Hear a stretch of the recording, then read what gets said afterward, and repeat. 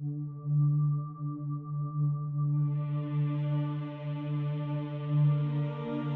الله الرحمن الرحيم.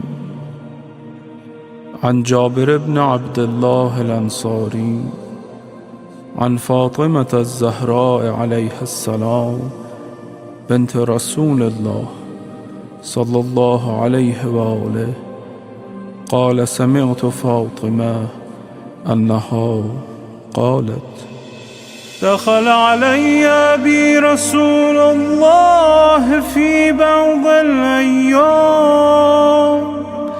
فقال: السلام عليك يا فاطمة. فقلت: وعليك السلام. قال: إني أجد في بدني ضعفا. فقلت له: أعيذك بالله يا أبتاه من الضعف. فقال: يا فاطمة، ائتيني بالكساء اليماني فغطيني به.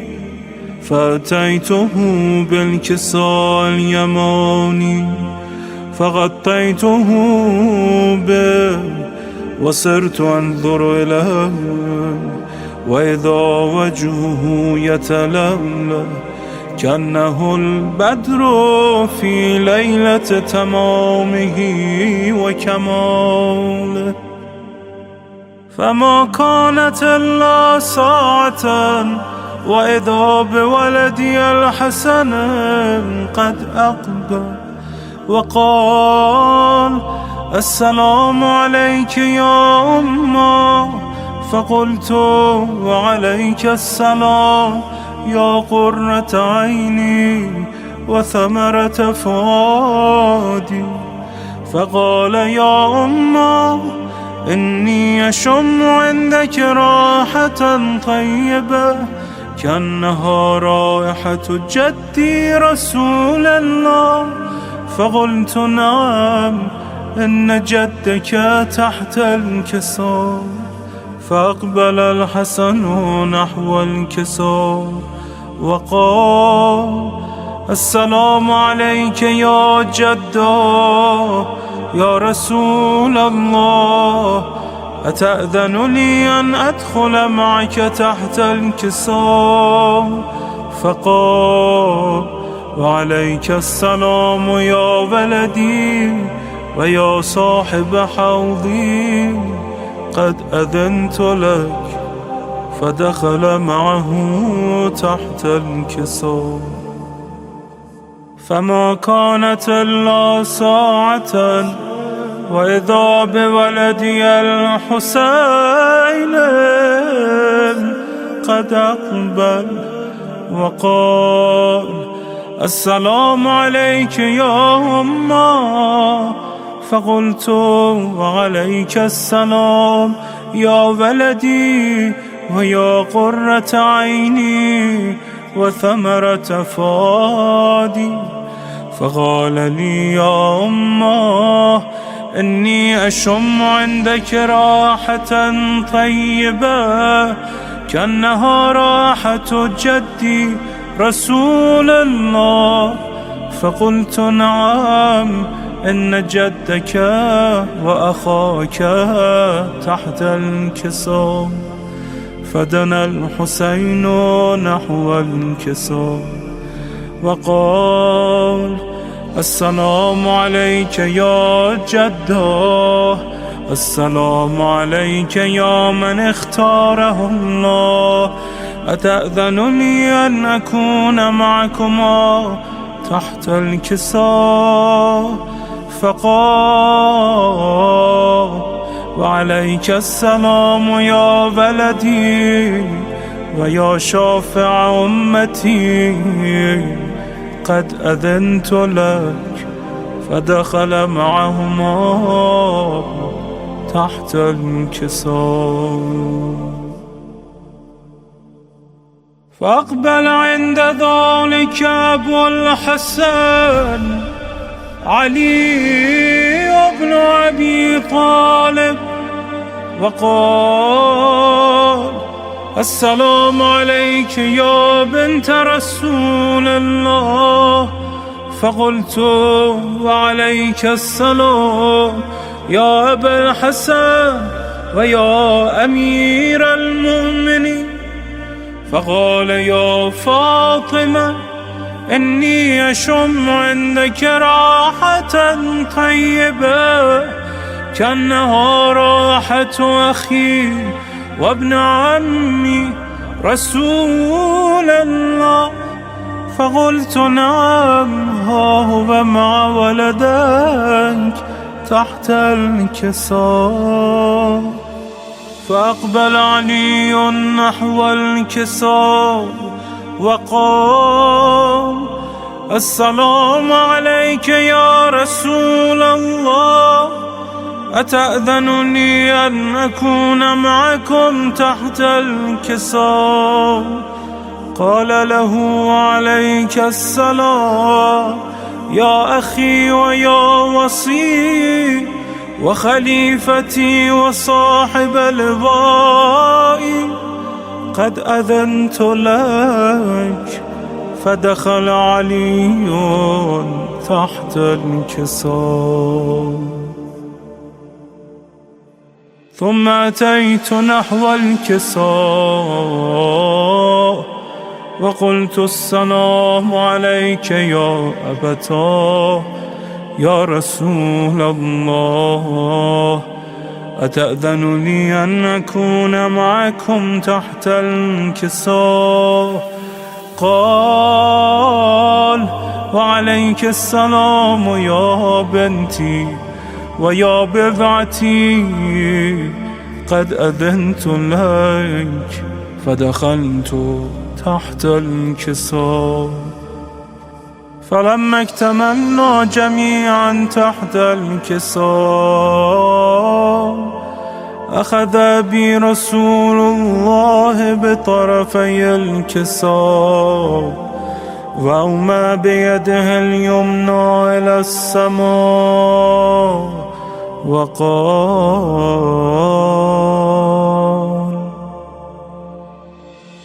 اللهم إن هؤلاء أهل بيتي وخاصتي وحامتي، لحمهم لحمي ودمهم دمي، يؤلمني ما يؤلمهم ويحزنني ما يحزنهم. أنا حرب لمن حاربهم وسلم لمن سالمهم وعدو لمن عاداهم ومحب لمن أحبهم. إنهم مني وأنا منهم، فاجعل صلواتك وبركاتك ورحمتك وغفرانك ورضوانك علي وعليهم، واذهب عنهم الرجس وطهرهم تطهيرا.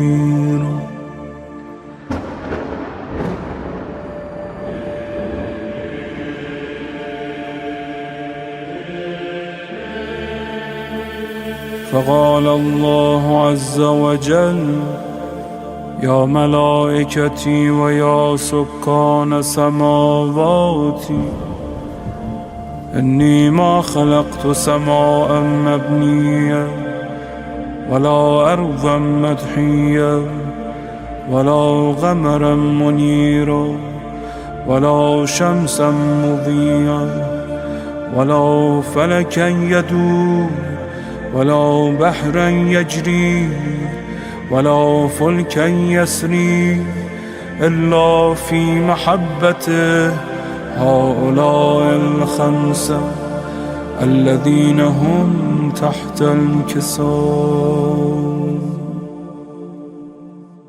فقال الأمين جبرائيل: يا رب، ومن تحت الكساء؟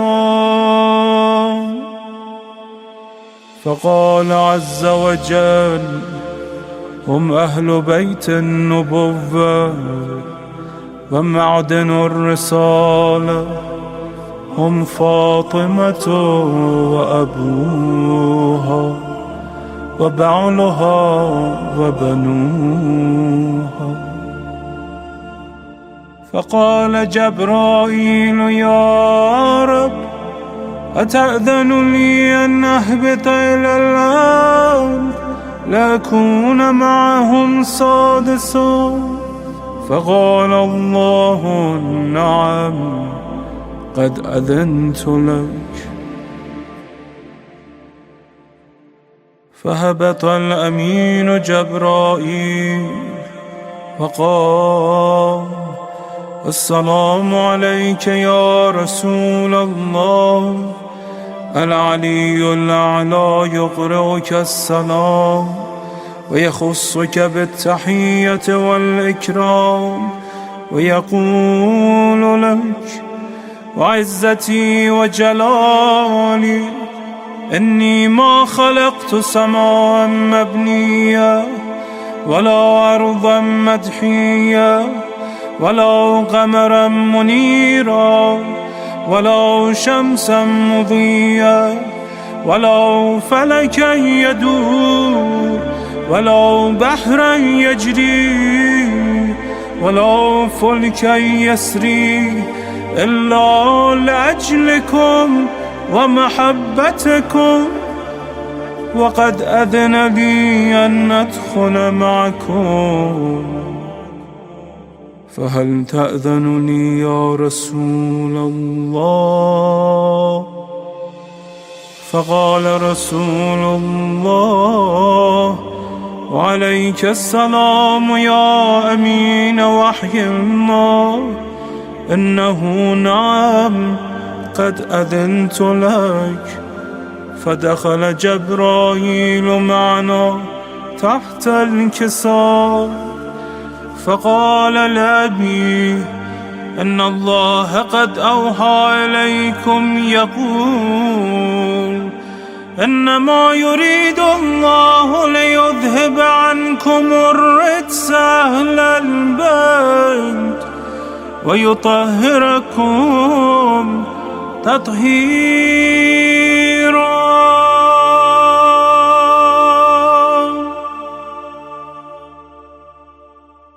فقال علي لأبي: يا رسول الله، أخبرني ما لجلوسنا هذا تحت الكساء من الفضل عند الله.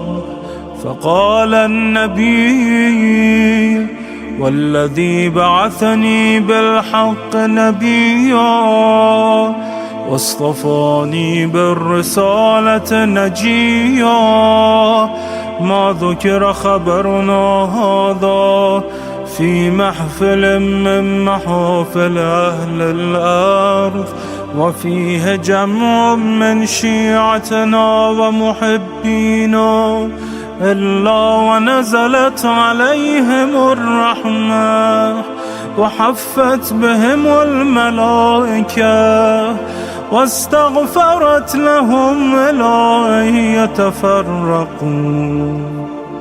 فقال علي: إذا والله فزنا وفاز شيعتنا ورب الكعبة. فقال أبي: رسول الله يا علي، والذي بعثني بالحق نبيا واصطفاني بالرسالة نجيا، ما ذكر خبرنا هذا في محفل من محافل أهل الأرض وفيه جمع من شيعتنا ومحبينا وفيهم مهموم إلا وفرج الله همه ولا مغموم الله وكشف الله غمه، ولا طالب حاجة الله وقضى الله حاجته. فقال علي: إذا والله فزنا وسعدنا، وكذلك شيعتنا فازوا وسعدوا في الدنيا والآخرة. ورب الكعبة